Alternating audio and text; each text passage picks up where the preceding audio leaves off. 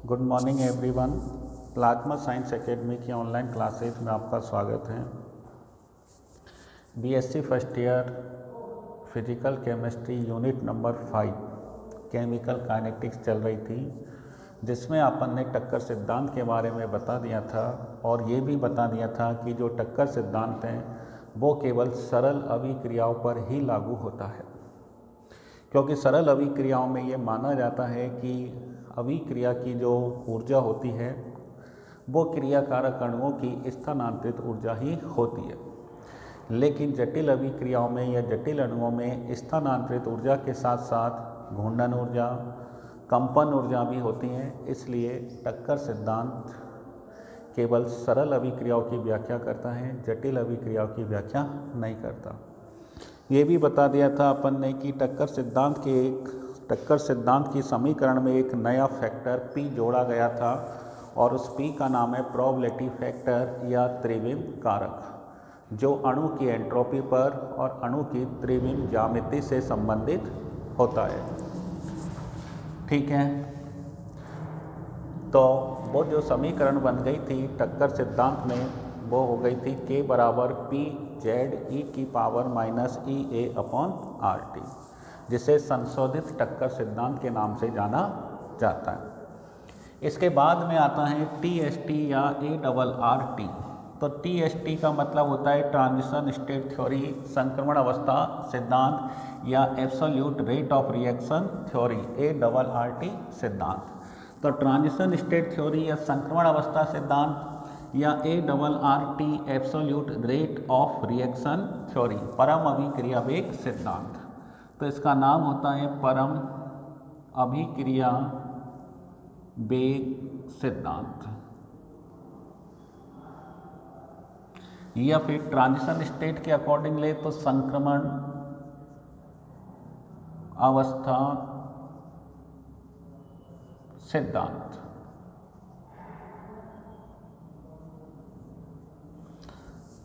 ये दूसरा सिद्धांत आता है जो सरल अभिक्रियाओं की भी व्याख्या करता है और जटिल अभिक्रियाओं की भी व्याख्या करता है। तो देखिए, इसमें नाम से पता चल रहा है कि जो संक्रमण अवस्था दे रखी है कि संक्रमण अवस्था, अर्थात ये जो सिद्धांत दिया गया वो संक्रमण अवस्था के ऊपर ही दिया गया है।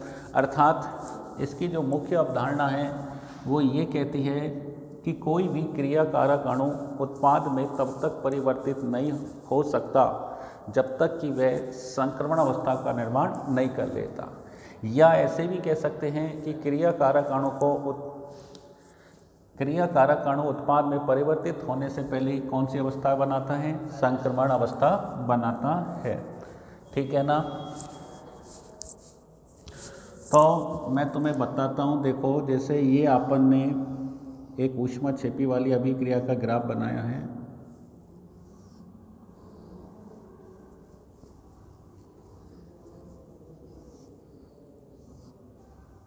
ठीक है, यहाँ पर अपन ने PE लेते हैं। PE का मतलब होता है पोटेंशियल एनर्जी होता है, और यहाँ पर अपन का रेट ऑफ रिएक्शन होता है। यहाँ अपना क्रियाकारक है, जैसे अपन ने ले लिया H2 + Cl, ठीक है, और प्रोडक्ट बनेगा HCl + Cl। ठीक है, और ये देखो, ये प्रोडक्ट की और ये क्रियाकारक की दोनों के मध्य में जो एनर्जी डिफरेंस है वो अभिक्रिया की ऊष्मा कहलाता है, जिसे अपन एंथैल्पी कहते हैं। डेल्टा H बराबर क्रियाकारक अणुओं की ऊर्जा माइनस प्रोडक्ट की एनर्जी। डेल्टा H का मान पॉजिटिव आता है तो अभिक्रिया जो है वो ऊष्मा शोषित होती है, और डेल्टा H नेगेटिव में आता है तो अभिक्रिया ऊष्मा छेपी होती है। संक्रमण अवस्था सबसे पहले क्या होता है कि हाइड्रोजन के बीच का बॉन्ड टूटता है और Cl और हाइड्रोजन के बीच का बॉन्ड बनता है, तो इसे अपन ट्रांजिशन स्टेट कहते हैं, संक्रमण अवस्था कहते हैं, या फिर अपन सक्रिय संकुल भी कह सकते हैं, सक्रियित संकुल। तो यहाँ क्रियाकारक है, यहाँ उत्पाद है, तो क्रियाकारक उत्पाद में परिवर्तित होने से पहले संक्रमण अवस्था का निर्माण करते हैं। तो सबसे पहला पॉइंट तो ये हो गया कि जो क्रियाकारक अणु हैं प्रोडक्ट में चेंज होने से पहले संक्रमण अवस्था का निर्माण करते हैं। ठीक है। दूसरी पॉइंट ये कहता है कि ये जो संक्रमण अवस्था है, ये मैंने ये लिख दी, अपन ने पहले भी बता दिया कि क्रियाकारक अणुओं की ऊर्जा और संक्रमण अवस्था के मध्य ऊर्जा का अंतर ही एक्टिवेशन एनर्जी, सक्रियण ऊर्जा कहलाता है। दूसरा ये है कि जो क्रियाकारक अणु और संक्रमण अवस्था के मध्य में साम्य स्थापित हो जाता है। क्या हो जाता है? साम्य स्थापित हो जाता है। जैसे माना अपन ने कोई अभिक्रिया लिखी, जैसे A+B, और ये अपन ने AB स्टार बना दिया, ये सक्रिय संकुल है, सक्रियत संकुल। तो इसका दूसरा पॉइंट ये हो गया कि क्रियाकारक अणु और सक्रिय संकुल के मध्य में क्या स्थापित हो जाता है? साम्य स्थापित हो जाता है, और ये इसका अपन ने वेग नियतांक बना दिया। इसमें अपन ने H2Cl लिया और इसमें अपन ने A और B ले लिया। ठीक है। तीसरा पॉइंट ये है कि जो संक्रमण अवस्था होती है उसमें सारे बॉन्ड आंशिक होते हैं या सारे बॉन्ड दुर्बल होते हैं। वो इसलिए होते हैं कि टूटने वाला बंध पूरी तरीके से टूटा नहीं होता और बनने वाला बंध पूरी तरीके से बनता नहीं है। ठीक है। तो टूटने वाला बंध पूरी तरीके से नहीं टूटता और बनने वाला बंध पूरी तरीके से नहीं बनता। इसलिए इस संक्रमण अवस्था या सक्रिय संकुल की जो ऊर्जा देखी वो सबसे ज़्यादा होती है, क्योंकि यह कहाँ पर होती है? शिखर पर होती है, चोटी पर होती है। तो इस रिएक्टेंट को इस प्रोडक्ट में चेंज होने के लिए इस चोटी पर तो जाना ही पड़ेगा। चोटी पर जब तक ये नहीं पहुँचेगा तब तक ये प्रोडक्ट में भी चेंज नहीं हो सकता। ठीक है। चौथी बात यह है कि इस चोटी वाली सक्रिय संकुल या ट्रांजिशन स्टेट की एनर्जी सबसे ज़्यादा होती है, इसलिए यह अस्थायी होती है और इसीलिए यह टूटकर उत्पाद का निर्माण करती है। अब आता है कि अपन इससे रेट कांस्टेंट कैसे ज्ञात करें। रेट कांस्टेंट कैसे ज्ञात करें? तो देखो, जैसे अपन ने ये कभी क्रिया मानी A+B रिवर्सिबल सक्रिय संकुल, ये रिएक्टेंट हैं, ये रिएक्टेंट है। तो रिएक्टेंट और सक्रिय संकुल के मध्य में साम्य स्थापित हो जाता है। सक्रिय संकुल की एनर्जी सबसे हाई होती है, अस्थायी होती है और ये टूटकर प्रोडक्ट का निर्माण करती है। तो ये अपन ने अभिक्रिया लिखी और अभिक्रिया लिखी तो यहाँ पर देखो, सबसे पहले अपन कौन सा नियम लगाते हैं? द्रव्य अनुपाती क्रिया नियम। द्रव्य अनुपाती क्रिया नियम। अब भैया द्रव्य अनुपाती क्रिया नियम लगाएंगे तो देखो, वेग स्थिरांक या साम्य स्थिरांक ये कहता है उत्पाद की सांद्रता बटे क्रियाकारक की सांद्रता। तो यहाँ तक की बात कर रहे हैं अपन, तो यहाँ तक में देखो उत्पाद कौन हो गया? सक्रिय संकुल। तो सक्रियत संकुल की सांद्रता, सक्रियत संकुल की सांद्रता बटे क्रियाकारक की सांद्रता।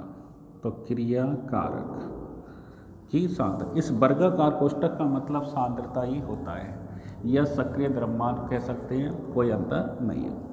अब देखो भैया, ये K* बराबर क्या आ जाएगा? सक्रिय संकुल की सांद्रता क्या हो गई? ये AB* की सांद्रता हो गई और ये हो गई A की सांद्रता और ये हो गई B की सांद्रता। या अपन बात करें सक्रिय संकुल की सांद्रता निकालेंगे तो क्या हो जाएगी? K*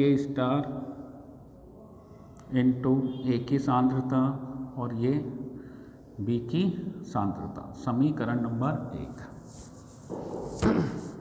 अभी आपन ने कुछ नहीं किया, सिर्फ आपन ने अभी सक्रिय संकुल की सांद्रता निकाली है। इसके बाद यदि अपन बात करते हैं तो देखो TST से रेट, तो TST से जो रेट आता है, रेट का सूत्र होता है सक्रिय संकुल की सांद्रता AB* की सांद्रता। इसलिए मैंने पहले AB* निकाले क्योंकि यहाँ पर रेट किस पर डिपेंड करेगा? सक्रिय संकुल पर डिपेंड करेगा, गुणा और फिर ये कितनी जल्दी विघटित होकर किसका निर्माण करता है? प्रोडक्ट का निर्माण करता है। तो गुणा सक्रियत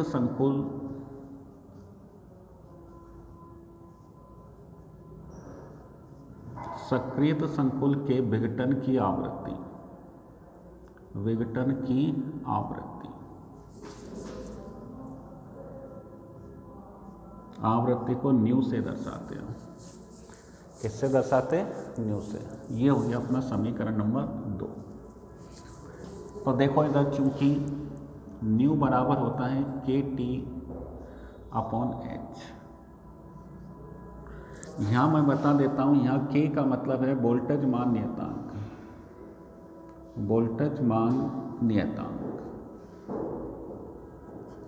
T का मतलब है ताप और H का मतलब है प्लांक नियतांक, प्लांक नियतांक। तो देखो भैया, समीकरण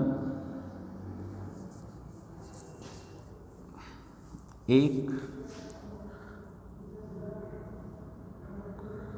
समीकरण 2 में लिख देता हूँ। समीकरण 2 में किसका मान रख देते अपन? एक तो AB स्टार का मान रख देते और एक किसका मान रख देते? न्यू का। तो ये भैया अपन ने रख दिया AB स्टार व न्यू का मान रखने पर, तो रख दो। तो रेट बराबर क्या आ जाएगा अपना? इसकी वैल्यू कितनी है? ये रही, ठीक है। K स्टार A की सांद्रता, B की सांद्रता इनटू न्यू की वैल्यू ये रही ऊपर, KT/H। समीकरण नंबर ये 3। चूँकि अब देखो इसी अभिक्रिया अपन लिखते हैं A + B = प्रोडक्ट। यहाँ लिख देता हूँ पुनः, A + B = प्रोडक्ट। तो रेट क्या हो जाएगा? अपन अभी तक पढ़ते आ रहे, रेट बराबर नियतांक इनटू क्रियाकारक की सांद्रता, A की सांद्रता और B की सांद्रता। यही पढ़ते आ रहे। टक्कर सिद्धांत में भी अपन ने लिखा, शून्य कोटि, प्रथम कोटि, सब में ऐसे पढ़ते आ रहे कि अभिक्रिया का वेग द्रव्यानुपाती क्रिया नियम से अभिक्रिया का वेग क्रियाकारक अणुओं की सांद्रता के समानुपाती होता है। अब देखो यहाँ समीकरण 3 और समीकरण 4 से कंपेयर करो।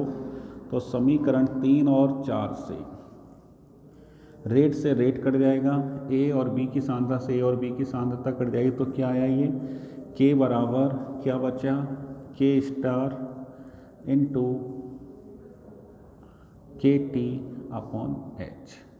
ये ध्यान रखना, जो मैंने स्मॉल k बनाया है इसका मतलब क्या होता है? वोल्टेज मान नियतांक होता है, और H का मतलब प्लांक नियतांक होता है। और यहाँ कैपिटल K का मतलब क्या है? रेट कांस्टेंट है। कैपिटल K क्या है? रेट कांस्टेंट, ठीक है ना। कैपिटल K बराबर रेट कांस्टेंट। तो ये है भैया TST से रेट कांस्टेंट ज्ञात करने का सूत्र। तो इस सूत्र से अपन रेट कांस्टेंट ज्ञात करते हैं। कौन से सिद्धांत से? TST या ARRT से। दूसरी बात, ये जो सिद्धांत या जो समीकरण अपन ने निकाला है वो सरल अभिक्रियाओं पर भी लागू होता है, जटिल अभिक्रियाओं पर भी लागू होता है, ठीक है। दूसरी बात यह है, जैसे कई बार यूनिवर्सिटी के एग्ज़ाम में क्वेश्चन आता है कि भाई TST और टक्कर सिद्धांत में से कौन सा श्रेष्ठ है और क्यों है। यह सवाल ऐसे आ जाता है कि जो TST सिद्धांत है वो टक्कर सिद्धांत की तुलना में अधिक श्रेष्ठ है। क्यों?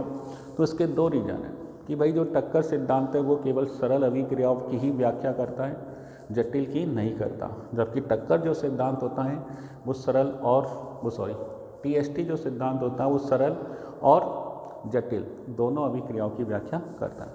दूसरा रीज़न ये भी है कि जो टक्कर सिद्धांत है वो सरल अभिक्रियाओं की व्याख्या करता है, लेकिन ओनली गैसीय अवस्था में करता है, विलयन अवस्था में या लिक्विड अवस्था में वो व्याख्या नहीं करता।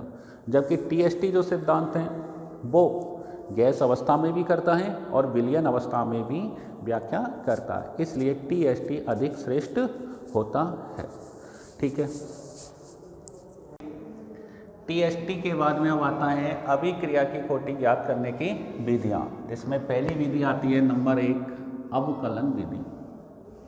तो अभिक्रिया की कोटि ज्ञात करने की देखो कौन कौन सी विधियाँ हैं। नंबर 1 अवकलन विधि, जिससे प्रारंभिक वेग विधि भी कहते हैं, बान-टॉप वेगदर्शी विधि के नाम से भी जानते हैं। इसके बाद आएगी समाकलन विधि, तीसरी विधि आएगी ओस्टवाल्ड विल्सन विधि, चौथी है अर्ध आयुकाल विधि।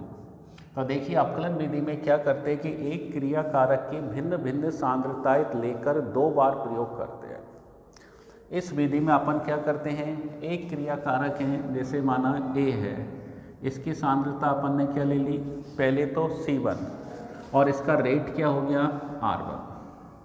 तो एक क्रिया कारक की भिन्न भिन्न सांद्रताएं लेकर फिर अपन ने माना ये जैसे T1 टाइम पर ले ली और ये T2, चलो ये T टाइम पर ले ली, पहले अपन ने क्रिया कारक की सांद्रता क्या ले ली C1 और फिर क्या ले लिया रेट उसका R1। फिर इसकी दूसरी बार इसकी सांद्रता ले ली अपन ने C2 और इसका रेट क्या हो गया R2, क्या हो गया R2। तो T समय पर या A की सांद्रता C1 है और रेट R1 है, और उसी समय पर माना दूसरी बार जब अपन ने प्रयोग किया तो A की सांद्रता कितनी ले ली C2 ले ली और रेट कितनी ले ली R2। तो इस विधि में एक क्रिया कारक की भिन्न भिन्न सांद्रताएं लेकर 2 बार प्रयोग करते हैं। ठीक है, अब माना एक क्रिया कारक की सांद्रता पहली बार C1 है और रेट उसकी R1 है, दूसरी बार सांद्रता C2 है और रेट कितनी है R2 है। जैसे अब A equal to N, A equal to product, तो रेट क्या हो जाएगा अपना, रेट प्रोपोर्शनल टू A की सांद्रता की पावर क्या हो जाएगी n। ठीक है, अब अपन ने यदि C1 सांद्रता ली, C1 सांद्रता पर रेट क्या हो जाएगा R1 प्रोपोर्शनल टू, अब A की सांद्रता अपन ने क्या ले ली C1, तो यहाँ लिख देंगे C1 की पावर क्या आ जाएगी n। ठीक है, C2 सांद्रता पर रेट क्या हो जाएगी R2 प्रोपोर्शनल टू C2 की पावर n हो जाएगी। ये समीकरण 1 हो गया, ये समीकरण 2 हो गया। समीकरण 2 में समीकरण 1 का भाग देने पर, समीकरण 2 में समीकरण 1 का भाग देने पर तो क्या हो जाएगा R2 अपॉन R1 बराबर C2 अपॉन C1 की पावर, ये क्या आ जाएगी पावर में n आ जाएगी। ठीक है, तो R2 अपॉन R1 बराबर C2 अपॉन C1 की पावर क्या आ जाएगी n आ जाएगी। ये हो गया अपना समीकरण नंबर 3। तो 2 में 1 का भाग दे दिया तो R2 अपॉन R1 बराबर C2 अपॉन C1 की पावर क्या आ गई n आ गई। अब अपन क्या करेंगे, दोनों पक्षों में लॉग ले लेंगे।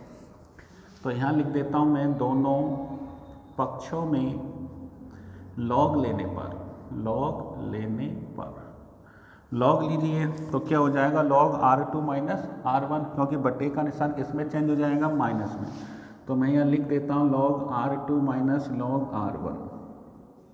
ठीक है, अब इसका लॉग लेंगे तो लॉग में देखो अपन जानते हैं घात पहले आ जाती है, n लॉग